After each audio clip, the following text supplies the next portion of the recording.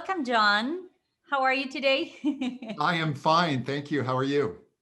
Good. Thank you for spending your precious time with me and my community. I found you through your podcast. I used to live in Dubai. Oh, And okay.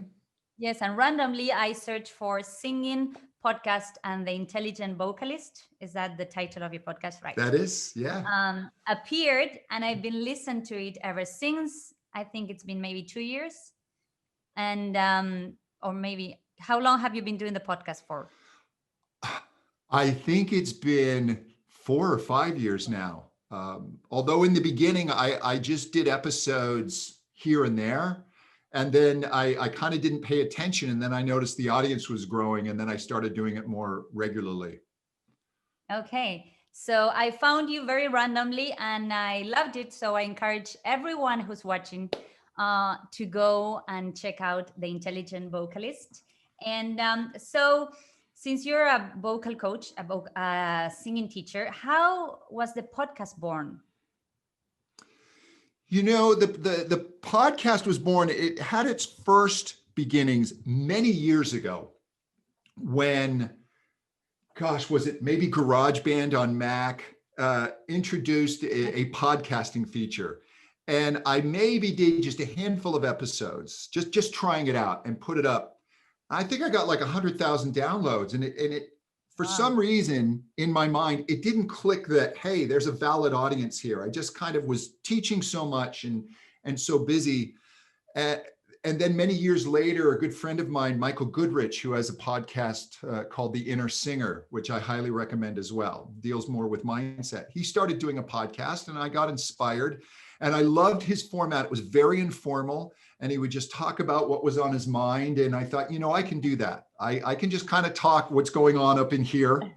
Sometimes there's too much, and the podcast just kind of became this outlet of my thoughts on singing, but also just on mindset and how to listen to music and how to take vocal science and make it something that actually informs your singing and helps you be better. Not to think like a scientist, but just to have a basic understanding so that you can hear all of the wonderful colors within vowels and the musicality within vowels and how you can tweak that in your voice to bring out more of you as the performer. And I know you had Ken Bozeman on, who's a huge influence. I love Ken. I've spoken with Ken many times. He's a mentor of mine. Yeah, and we so talked about you actually.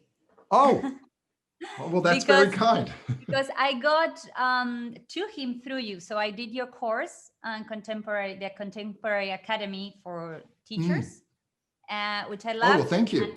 And I strongly recommend to everyone. I loved it. I finished it in like 2 weeks. I was like doing it. I loved it. And then after that, I went to Copenhagen. There was a PBOK. It was a congress and singing, and Kenneth Boatman was there. And you mentioned him when you talked about acoustics.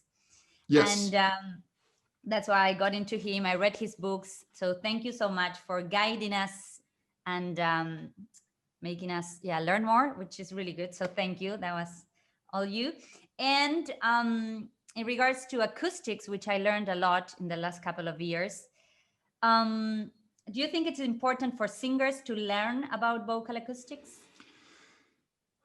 You know, it's a tricky question because there are singers who know nothing about acoustics who are wonderful singers.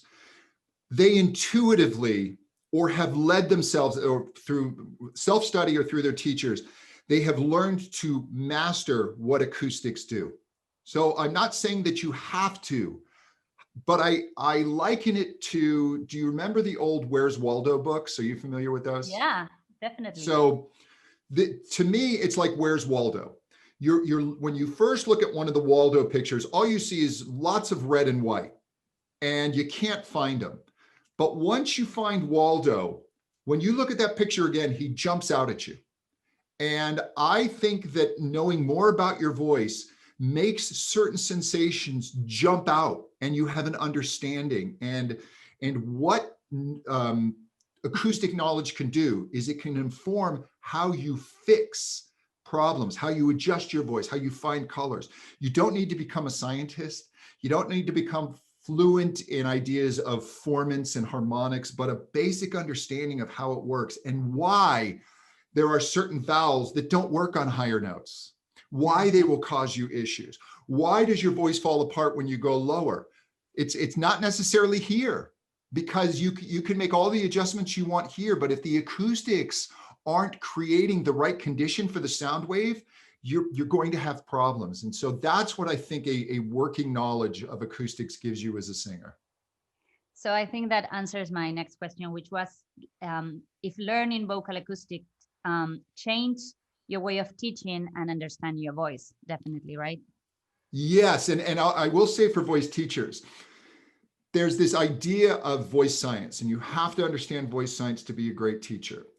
And I don't necessarily agree with that. I know fantastic voice teachers who, through experience in their hearing, can analyze voices and know how to fix them. And they don't necessarily have this scientific knowledge.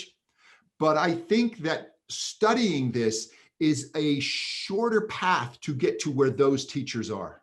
So changing a little bit the topic. Yes. One of the things that I wanted to ask you the most, because I listened to your podcast and I did your course. I actually did 2 of your courses. Well, thank you. You're welcome. And you not only have a podcast, you have 2 books, right? Published already? 3 books. 3. Congrats. Yeah. I just got lost on the 3rd one. And wait, and you have a YouTube channel and you teach classes, I guess now online classes. So Yep. Yeah. I'm a coach as well, like a certified like life coach as well. And I like the fact of people who keep breaking their barriers and going out of their comfort zone. And I think you're one of those people, definitely. And I think it's very inspiring for everyone out there just to try new things. So first of all, how do you balance your time between everything you're doing? Yeah, I have learned the power. There's a book I highly recommend called Deep Work by Cal Newport. I don't know if you've read it, but it's and the concept of deep work is it's not like balancing your checkbook or those kinds of things or answering an email. Deep work is real creative work.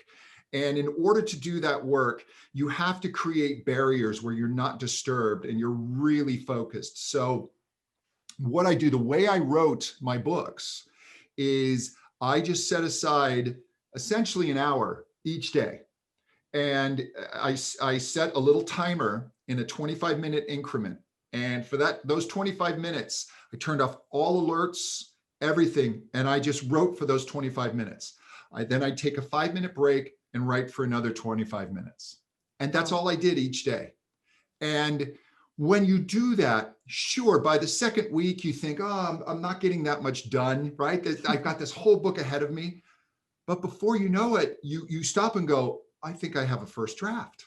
I think I can go into my rewrites, and you do that for the hour a day, and then you send it to the editor. And if you have projects, you need to set time aside, and it needs to become a habit, and it needs to become something that almost a ritual. And if you do focused work, you don't need hours and hours of it a day. If you can do really focused, deep work for a minimum of an hour a day, 6 months later, you will have some amazing things done. Wow. And there was a podcast. I was actually driving. I don't drive much lately because of the pandemic, but I did manage to go to the doctor. I go to the acupuncturist anyway. I like it. And so I heard one of your podcasts since I was preparing to talk to you. And that day you were not feeling very good about doing the podcast. So it was the day you talked about, was it vocal stability? I don't remember. And you said, I was not feeling today and doing the podcast, but I did it anyway. And I think it relates a lot to what you're saying now about maybe not, I mean, of course we can have one day and say, okay, it's okay to take a day off, but to have that constant work, and at least because the podcasts are 20 minutes. So I guess if you Roughly, stop doing yes. it one Yep. day, maybe you can stop doing another day, and then you stop that flow, right? So even if you're Exactly. not feeling it, how just not feeling good that day and you do it anyway feels, I guess.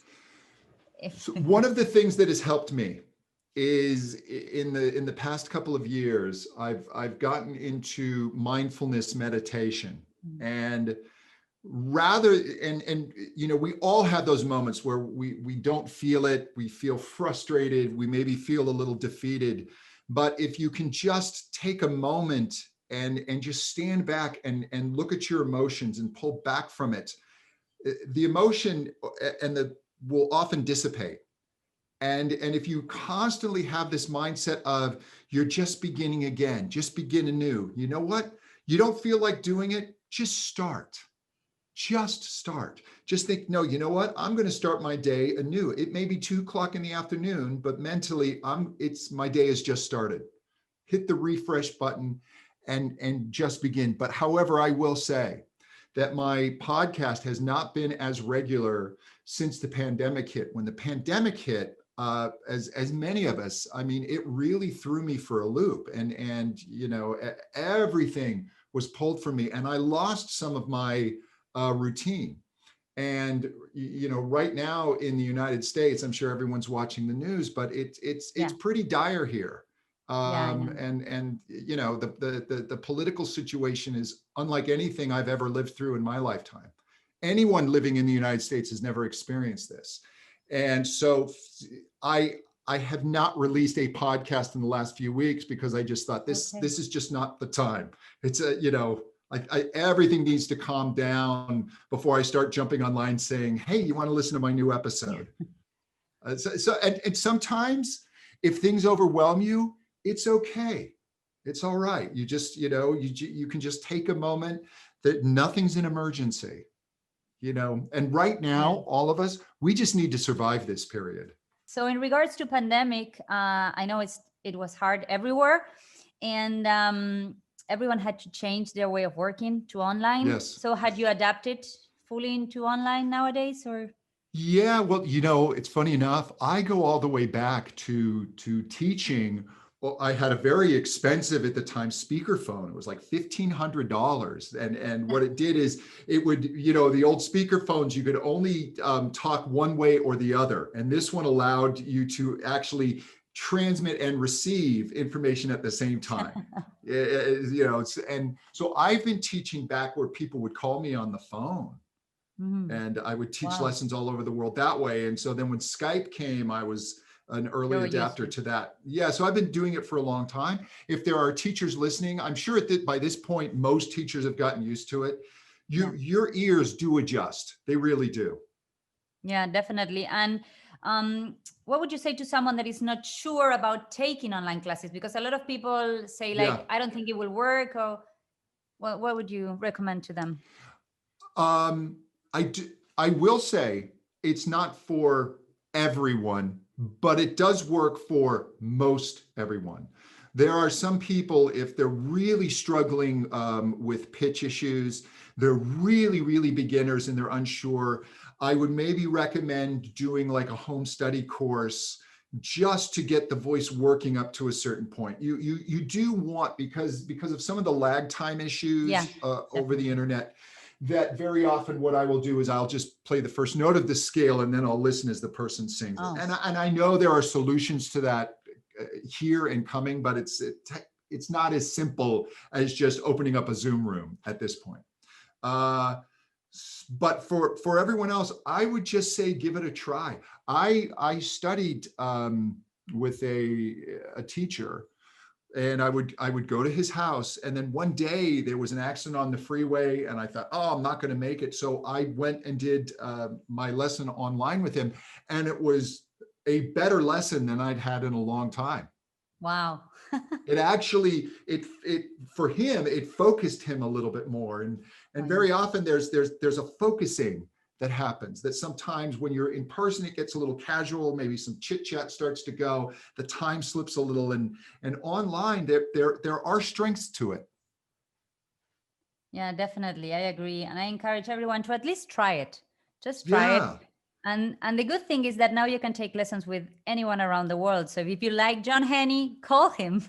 Anyone. And what's beautiful about singing is if you know, you don't need to be fluent in a, let's say this great teacher only speaks Italian. Right. You don't need to be fluent in Italian. You just, you know, just a few words, and they can even just gesture. We know what we're doing. We're listening to the sound of the voice, not necessarily the language. Definitely. And so do you have any challenges working with people who speak other languages, at least for singing and for creating vowels? There are, the language is not as big a barrier as you would think. And I've worked with people that don't speak a word of English, and, you know, and I don't speak a word of their language. And very often it's just, I can gesture, you know, they can understand high note, whoo, you know, they usually know a word or two. Yeah. But in dealing with vowels, there are vowel sounds that don't exist in every language, and they don't exist in every dialect within a language. Sure. And, you know, one of the key vowel sounds is the sound as I would say in American, book. And that sound is not in every language, but what's wonderful about right. However, for singers, you can even say it, you'll feel your larynx drop, and it's a wonderfully acoustically centered vowel. And so it's in some languages teaching that. Some languages will maybe have a more shallow larynx, you know, the sound of it, maybe the back of the tongue sits up a little bit more. There are maybe more nasal sounds that work if you're doing traditional songs within that language. But so much of the world wants to sing contemporary music, you know, in the English language. They want to sing the great songs of Motown and R&B and pop. And, you know, English is just one of those things in terms of music. It's a lot of people respond to English and want to sing in English. So some of those deeper vowels, they do need to learn. Yeah, I used to sing in English all the time. I speak Spanish.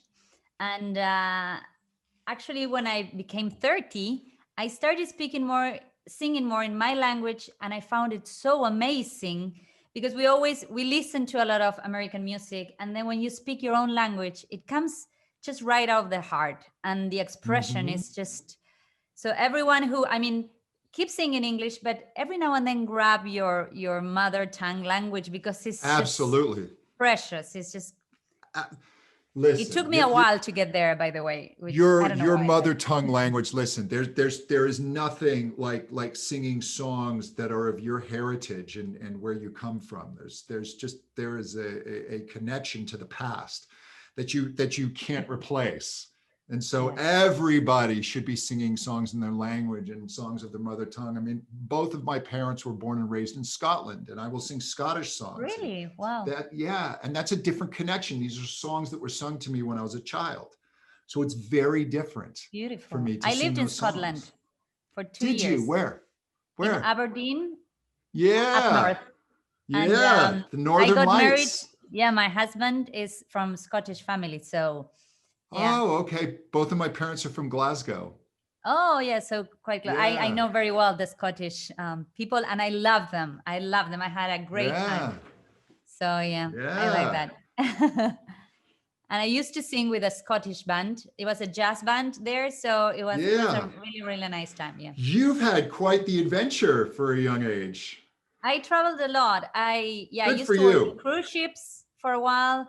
And then I got married, and my husband works in oil and gas. Well, kind of. So we traveled a little bit, but I always kept doing my thing, which is great. And mainly that's why my YouTube channel was born, because I was living outside and I wanted to send videos to my students. And I just was sending free classes to my students, and someone found it and it started getting viral. So that was really good. And people need to pay attention. That's a wonderful point. When you're doing something naturally and organically, have your antenna up for what people respond to, for what they grab at. I mean, when I did those first podcast episodes years ago and just let it fall, I should have been paying more attention. You know, there's an audience for you, and there are people that are going to want to learn, but they're going to want to learn it from you. And that's, and if you're a teacher, that is your gift. You have gifts that are unique to you, and a way of just explaining and teaching that's unique to you. And so I'm just so pleased that you saw that opportunity and you saw people responding to that. Yeah, it's so nice. And actually, I'm so glad I was brave enough to break my fears. And because the first time I did a video of myself and I uploaded, I think I cried that night. I was like, what am I doing? And you've done so many things. Not only you have your YouTube channel, you have your books. So tell us a little bit about breaking those fears, because I'm sure there's a lot of people out there saying like, I'd love to upload a video of myself, or I'd like to write a book, but I don't think I'm good enough. Yeah. And you've done it so many times. I mean, imposter syndrome affects almost all of us. And, Yeah. and there's going to be that critic, and there's going to be that voice. And you know, when you go to do that, you're going to very likely think of someone, and you're going to think of this person's disapproval. Oh, yes. And what you're doing is you're allowing this person or persons to control you, to stop you. And what you have to do is you just have to take the risk, and you have to not care. You have to listen. At one point in my life, a few years ago, I was nearly 400 pounds. I was horribly heavy. And I have videos out there where I'm really heavy. And then I lost weight, and I actually lost too much weight. And then I'm bizarrely thin, and at no point, and I was very self-aware of this. But I said, no, you know what? Here's what I do. I've had master classes where I go out to speak, and where I've started to get nervous, and the inner critic goes. And I've come to realize that I am putting my focus on me, and I'm worried about me. And what I do in those moments is I think about the people who took the time and trouble to travel and are sitting in that chair to hear me speak, and I owe it to them. It's not about me, it's about them. It's not about you, it's the people you can help. And if you think about them, you'll stop worrying about yourself and the critics. Help people, and you'll do well. Wow, I love that. That's beautiful. And you have a gift as well, because you really cut through people, I have to tell you. And Thank you. At least I've been listening to your podcast for a long time, and I knew you lost weight because I heard it in one of your podcasts. And you can hear vocal weakness. If you pay attention to when I first lost weight, my voice sounds I actually had that terrible. question written down. It's like, how did losing so much weight affected your voice? It affected my voice terribly. It really did. And what I did, and I don't, I'm not sad that I lost the weight quickly, because losing the weight quickly actually gave me a momentum, and it stopped me from hitting plateaus and allowing myself to cheat and reward myself, because that had always messed me up before. So I really put my health first, and I worked with a coach who has worked with celebrities.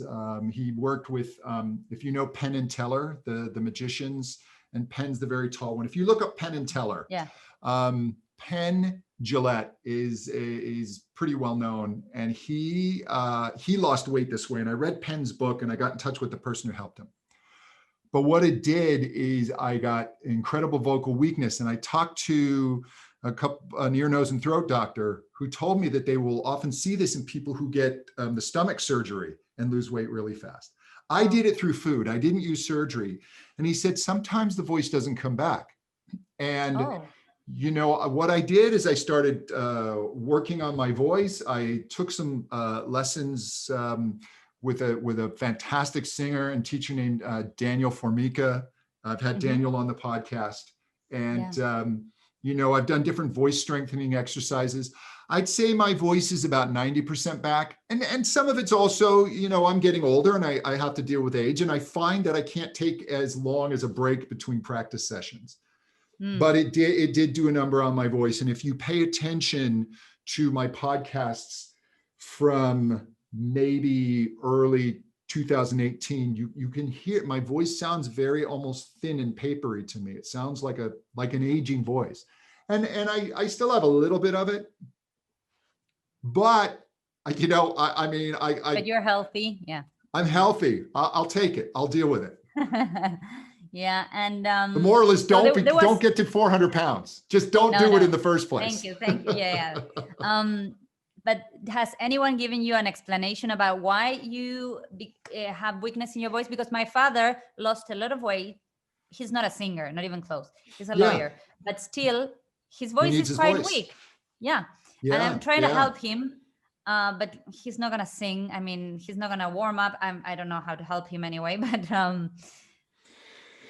yeah, there are actually some exercises that he can do, just vocal strengthening maybe like exercises. Just some like just giving him one of these and he just could, like he could do that. He could even just and I am totally blanking out. Maybe someone in your audience knows. There are some a doctor has created some vocal strengthening exercises, and I can't remember it for the life of me right now. But it's just even just holding, as long as he can, something on a kind of a bratty, just something to get, and hold it for as long as you can. Make those muscles work, and then holding things on. I will do that.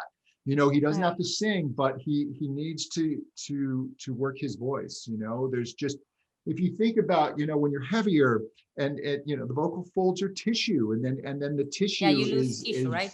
Sure, yeah, you lose muscle mass. I mean, it's a heck of a thing on the body to lose that much weight. And I heard that Adele's voice was affected a little bit as well. Like, I don't know, I just saw a couple of videos and things. I don't know if it's really, I mean, she's an amazing singer, but because I've heard that from people who lost weight. And I don't, because she's obviously lost a lot of weight. I saw her on her last tour. She was on SNL, I think, last. Oh, was she? Okay. Yeah, I saw the tour. I'd actually worked with one of her backup singers. Oh, amazing. And so I was able to go see the show, and I thought she was fantastic. You know, voice teachers will kind of attack Adele, and maybe she's a little shouty here or there.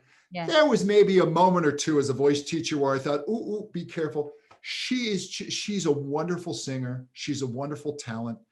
And when people have voice issues, the first thing we want to do is blame technique. But you know, there's so much more that goes into voice issues and fatigue. And there's also even just a genetic component that some voices can withstand more stress than other voices. So you know, and I have a friend that she works in rehab and voices, and she says, like, even Lionel Messi, like the best football player. I'm an Argentinian, so he's Argentina. I don't know if you like football, like soccer. And he says even the best football player in the world breaks his knee, and you're not going to blame he's a bad soccer player. It's just that it's the intensity, the amount of time they dedicate. It's a different league. And then it's a different league. When you have that pressure on your back and they're pushing you, things happen. And it's just, right. I mean, then she had to, at the end of that tour, she had to cancel her final dates because she had a vocal crisis. That's not something you do lightly. That's a lot of money. It's people's livelihood. It's also letting down your fans. It's hard. There's a lot of pressure on these people, you know? Yeah, definitely. And so in regards to that, you mentioned you work with a lot of recording artists or people who have to go to the studio. So what's the main difference between working with recording artists rather than maybe musical theater people? So very often a recording artist, they have a sound that is their bread and butter. It's how they are known, a specific vocal sound. And this is a sound that was likely developed long before they saw you. And one of the things that you will be told is, as you go in, don't change their sound.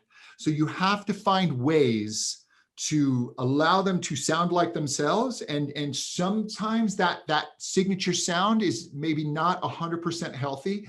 So you just find little ways to take maybe some of the load and the pressure off of the voice while still allowing them to sound like themselves and sound how they need to their fans.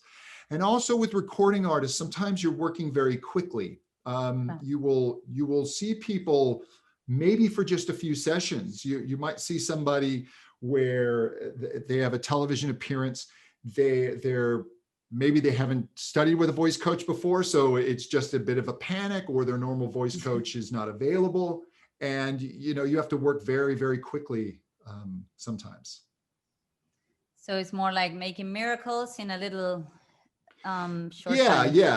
yeah. But the thing is, if you have a basic understanding of voice technique, and so much of it really is the acoustics, a lot of what we do, especially really quickly, is little vowel adjustments.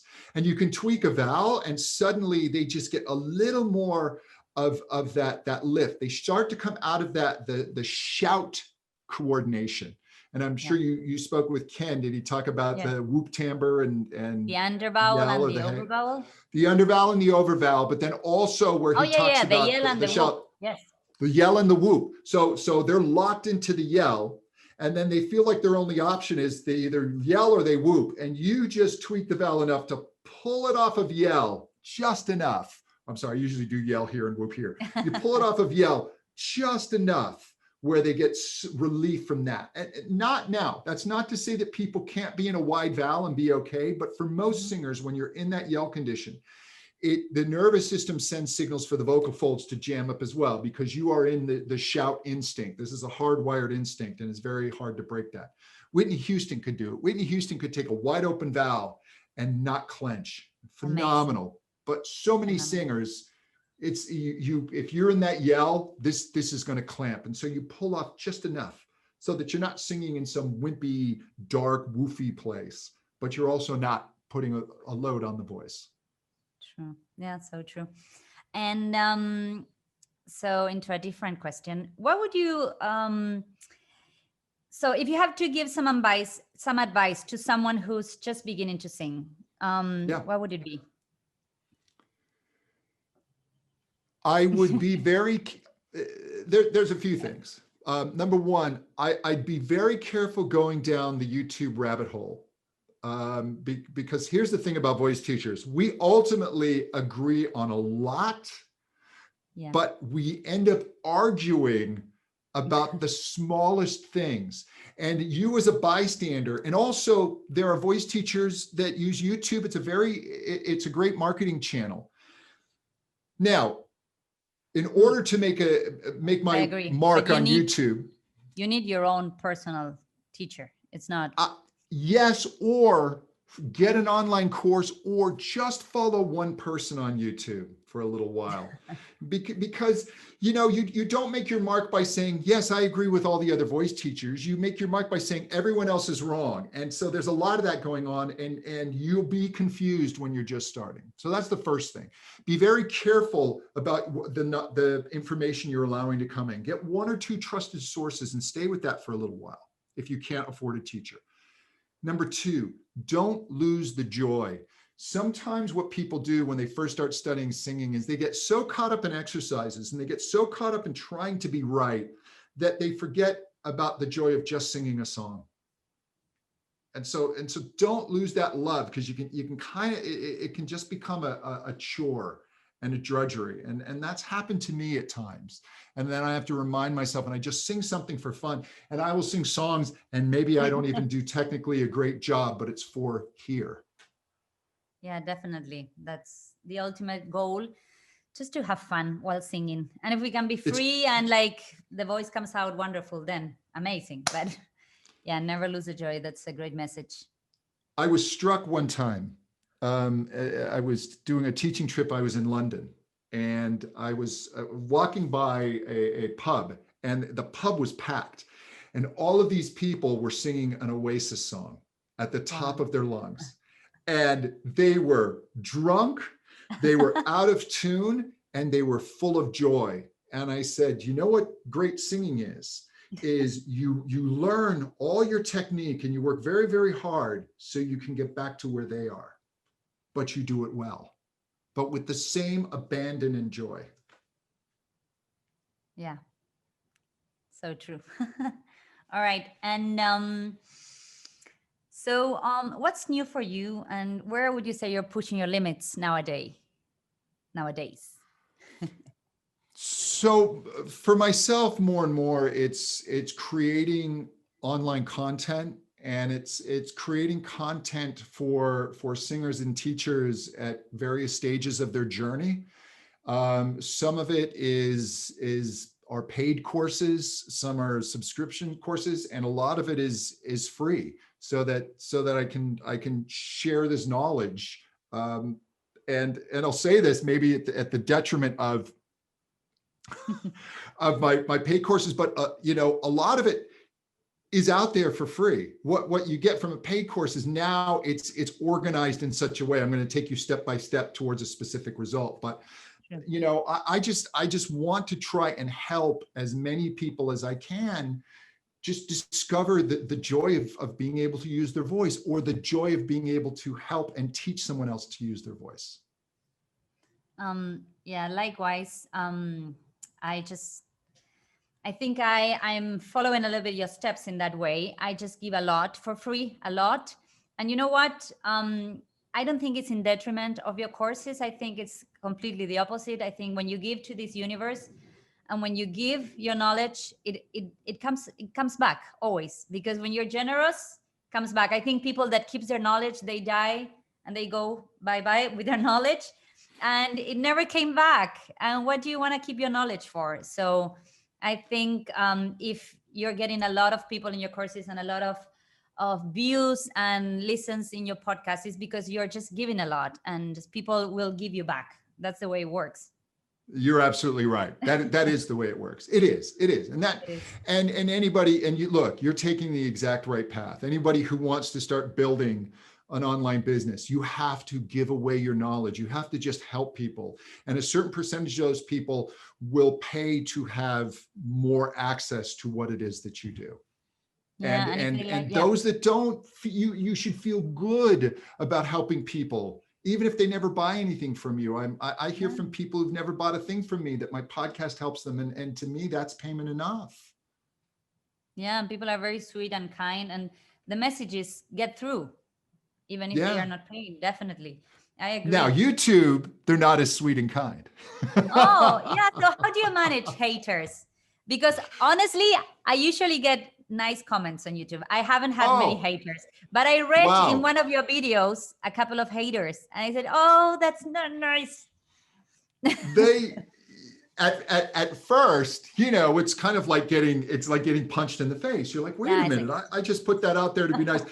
And now I actually, it's kind of fun. I mean, I've been attacked every which way. And it's interesting. It really is the fan base. And there are certain fan bases that are incredibly protective of their favorite artist. Yeah, be careful who you're analyzing. Yeah. And I'll tell you, the craziest ones were, I did reaction video, and I know you've done those. Yeah. I did one of Freddie Mercury and Queen, and Whitney Houston. And I was nothing but praising. I mean, I only do reaction videos because I want people to see what great singing is. I'm not interested in tearing apart a singer. But the idea that anyone would venture, a mere mortal would venture their opinion of these people just upsets some people. And in a way, I understand it. It's like, who, as somebody said, who are you to talk about Freddie Mercury? And I said, I'm no one. But I think he's brilliant, and in what I know and understand, this is what I see his brilliance being manifested as. Here is how he is being brilliant. Singing is not, it's not miraculous, it's not magic. And people attack me on Whitney Houston. Well, she never had a voice coach. But Whitney Houston learned from her mom when she was a tiny little girl, from the time she was a little baby. Her mother was a brilliant singer. She was in a music-infused church all through her childhood. She was learning. All you're learning from a voice teacher is how to practice. We're just guiding you.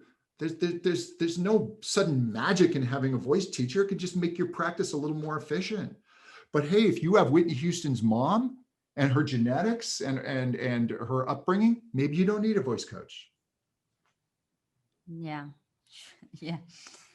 I wish I had that mom. No, I mean, I love my mom. No, I love you, mom. I don't want to take a lot more of your time. I think I have a couple of minutes.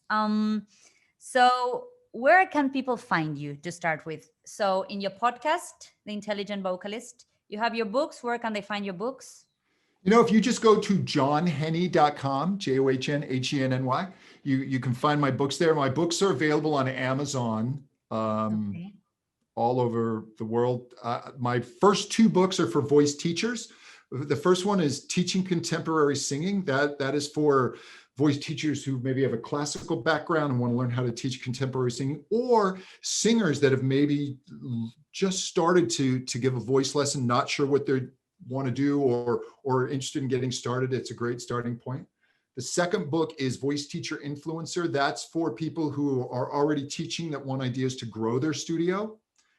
And then my third book is called Beginning Singing. And that's just for singers who want to learn how their voice works, some coaching, some exercises. All three books have free online components where you can get in and there's videos and extra material.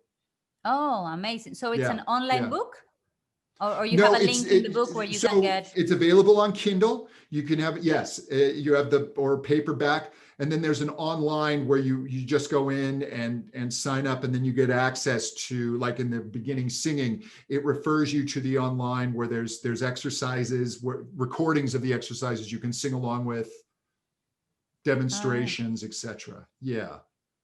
Oh, good. And I think those three books are brilliant. I mean, I love the three concepts you're talking on it, and the influencing, the second one.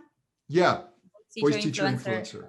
I think that's so important nowadays, especially all those voice teachers that have been affected by the pandemic, and they were left outside of working, and they had no more work because maybe they were scared of going online. So I think that's amazing. Yeah. Yeah.